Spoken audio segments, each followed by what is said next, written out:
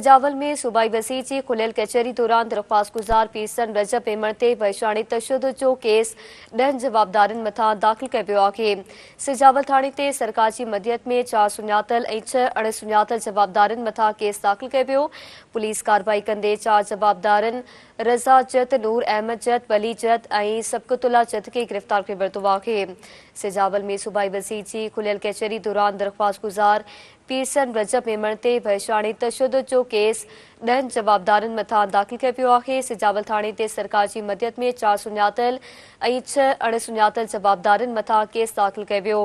Police कार्रवाई कंदे 4 जवाबदारनि रज़ा जत, नूर अहमद जत, वली जत ऐं सबकतुल्ला जत खे गिरफ्तार कयो वरितो आहे। अवां खे ख़बर ॾींद पिया सिजावल में सूबाई वज़ीर जी खुलियल कचहरी दौरान दरख्वास्त गुजार पीरसन रजब मेमण ते वहशाणी तशद्दुद जो केस 10 जवाबदारनि मथां दाख़िल कयो वियो आहे।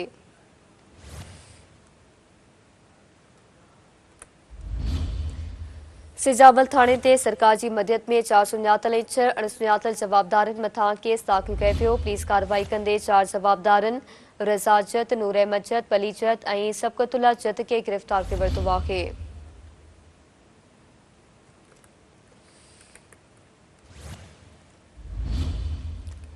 सिजावल में सूबाई वज़ीर जी खुलियल कचहरी दौरान दरख्वास्त गुजार पीरसन रजब मेमण ते वहशाणी तशद्दुद जो केस 10 जवाबदारनि मथां दाख़िल कयो वियो आहे। सिजावल थाणे ते सरकार जी मदियत में 4 सुञातल ऐं 6 अणसुञातल जवाबदारनि मथां केस दाख़िल कयो वियो। पुलिस कार्रवाई कंदे 4 जवाबदारनि रज़ा जत, नूर अहमद जत, वली जत ऐं सबकतुल्ला जत खे गिरफ्तार कयो वरितो आहे।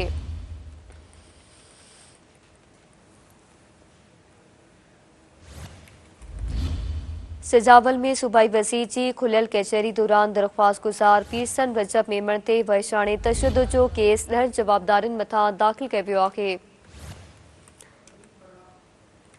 सिजावल मां तफ़सील मालूम कंदासीं सिंध टीवी न्यूज़ जे रिपोर्टर हनीफ़ मलाक खान। जी हनीफ़, आगाह कजो। बिल्कुल सिजावल में गुज़िरियल ॾींहुं खुली कचहरी में जेको पीरसन पारां जेको जो आहे सूबाई वज़ीर जनावरनि जी भलाई वारी तरक़ी वारी वज़ीर ते खुली कचहरी लॻाई हुई, उनखे पंहिंजी दरख़्वास्त ॾियण जी कोशिशि कई ऐं उन ते उन जेके हुते जेके नामनि माण्हुनि पारां हुते उनखे जेको हमिलो करे छॾी ज़ख़्मी कयो वियो उन मामले जो जेको सो अॼु जावल पुलिस स्टेशन ते केस दाख़िल कयो आहे।